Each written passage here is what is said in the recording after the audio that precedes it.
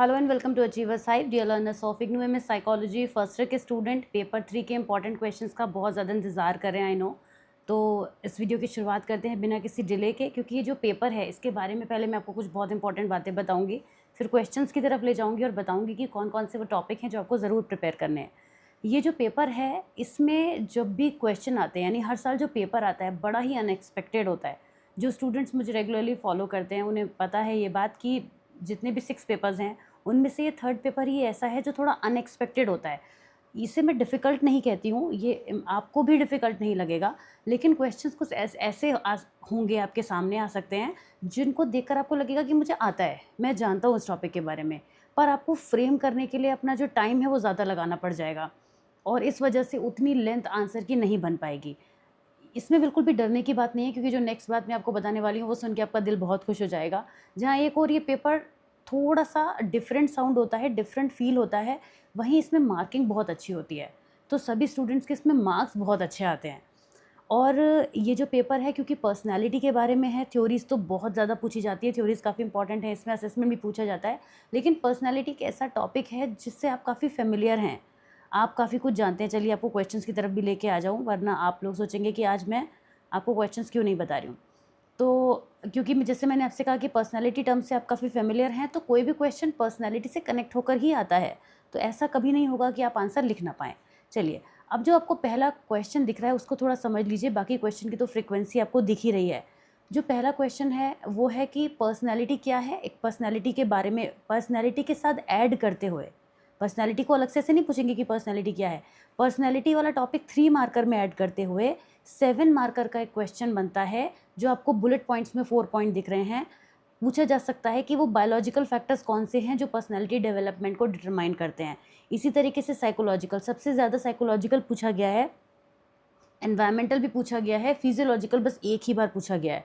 तो इन्हें आप ज़रूर प्रिपेयर कर लीजिएगा, ये आपको ईजी नोट्स में मिल जाएगा टॉपिक, कि वो कौन से फैक्टर हैं जो पर्सनैलिटी डेवलपमेंट में कंट्रीब्यूट करते हैं। अच्छा, इस पेपर में एक बात और आपको देखने को मिलेगी कि आपको पता होगा कि यही लिखना है, बट क्वेश्चन की लैंग्वेज डिफरेंट हो सकती है।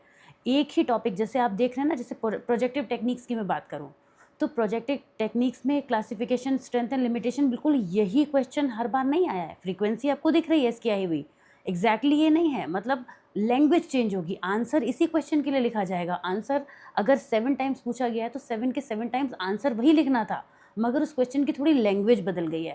तो ऐसा भी हो सकता है पेपर में कि आपको लैंग्वेज डिफरेंट लगे। जैसे Karl Rogers theory of personality है, तो एक बार आ रखा है कि पर्सनैलिटी डेवलपमेंट में पर्सनैलिटी डेवलपमेंट को आप कार्ल रॉजर्स के वो व्यू से कैसे देखते हैं। तो लैंग्वेज बदल सकती है, मगर आंसर वही लिखना होगा। तो जो मैं आपसे कह रही थी ना कि आपको क्वेश्चन को देख के लगेगा कि हाँ, ये मैं जानता तो हूँ, ये मुझे आता तो है, पर एग्जैक्टली मैं क्या लिखूँ वो सोचने में आपका टाइम जा सकता है। तो कन्फ्यूजन मत रखिएगा, आप मान के चलिए मैं आपसे कह रही हूँ कि आपको 100% आता ही होगा आंसर, पर आपको ये नहीं सोचना है उस वक्त कि कहीं ऐसा तो नहीं जो मैं सोच रहा हूँ वो गलत है, वो नहीं लिखना है, इसमें कुछ और लिखना है, ऐसा आपको लग सकता है। लेकिन जो आप उस टॉपिक से के बारे में पढ़कर गए होंगे आपको वही लिखना होगा। ऐसा बहुत सारे क्वेश्चंस में हुआ है। पेवलोव की लर्निंग थ्योरी में टॉपिक को थोड़ा सा चेंज कर दिया, पेवलोव का नाम नहीं है, ये लर्निंग थ्योरी नहीं है, उस दूसरे तरीके से क्वेश्चन बन गया है, लेकिन आंसर वही है। तो ये सब बहुत कुछ देखने को मिलेगा। इस पेज पर आपको जितने भी क्वेश्चंस दिख रहे हैं ये तो बहुत पूछे गए हैं, कई बार पूछे गए हैं, तो इनके तो चांसेस हैं ही। यहाँ पे आप देखेंगे कि काफ़ी टॉपिक है, 18 टॉपिक्स ऐसे हैं जो रिपीट हुए हैं, तो उनको ज़रूर पढ़िएगा, बिल्कुल मिस मत करिएगा।